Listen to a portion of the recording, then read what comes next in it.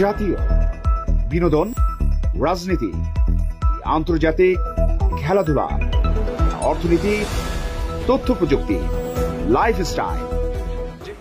স্বামী উসমান নিজে ভয় পায় যে আমি টিটু বিএনপি করি, রাজপথে ছিলাম 16 বছর, 15 বছর, 14 বছর, 10 বছর, 12 বছর আপনাদের রাজপথে দেখি না, আপনাদের চেহারাই দেখি না। আর এখন আপনারা টাকার গরমে বড় নেতা হয়ে গেছেন। হুঁশিয়ারি করে দিলেন নারায়ণগঞ্জের মাটিতে তাদের কোনো ঠাঁই হবে না, এবং আরো কঠোরভাবে হুঁশিয়ারি করলেন নব্য বিএনপিতে যোগদানকারী মহানগর কিছু যুবদলের সাবেক সহসভাপতি দায়িত্ব পালন করেছিলাম। আমি নারায়ণগঞ্জ সদর থানা বিএনপির সংগ্রামী যুগ্ম আহ্বায়ক। আমি বলতে চাই বাংলাদেশ জাতীয়তাবাদী দল বিএনপি, আমার স্বাধীনতার ঘোষক শহীদ প্রেসিডেন্ট জিয়াউর রহমান, তার বাংলাদেশ জাতীয়তাবাদী দলটাকে তিলে তিলে সে বিএনপিটাকে গড়েছে। আজকে আমাদের দেশ নেত্রী বেগম খালেদা জিয়া, তার উপরে খুনি শেখ হাসিনা যেভাবে তার উপরে নির্যাতন করেছে, এটা সারা বাংলাদেশের মানুষের শুধু চোখের পানি পড়েছে।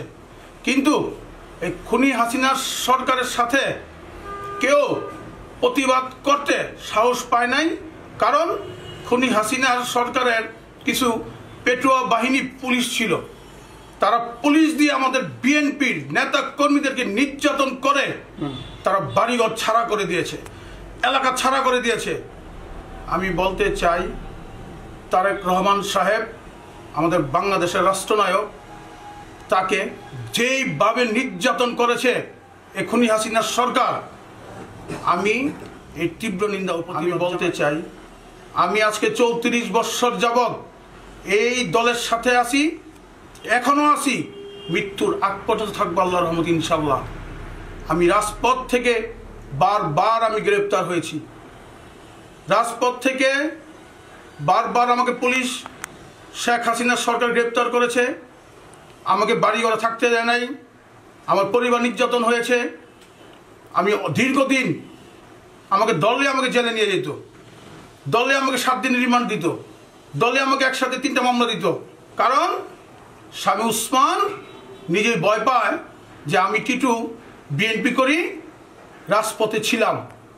স্বামী উসমান নিজে নারায়ণগঞ্জ সদর থানায় তার অনুরোধে সাইন করা কাগজের মধ্যে আছে, সে আমাকে নিজে একটা মামলা দিছে, আমি স্বামী উসমান মামলার একজন আসামি। রাজপথে থেকে সারা বাংলাদেশের মানুষের ভোটের অধিকার ফেরত দিয়েছি।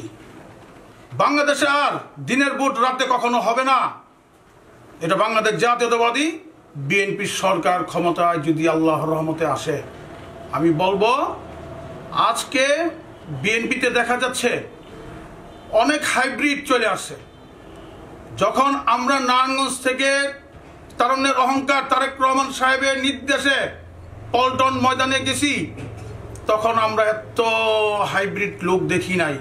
এখন বসন্তের কোকিলের মধ্যে আরেক জেলা থেকে আরেক জেলার মধ্যে হাইব্রিড ঢুকতেছে, এত হাইব্রিড, যা জাতীয় পার্টি আওয়ামী লীগের কিছু লোক বিএনপির নেতাদের সাথে মিশে।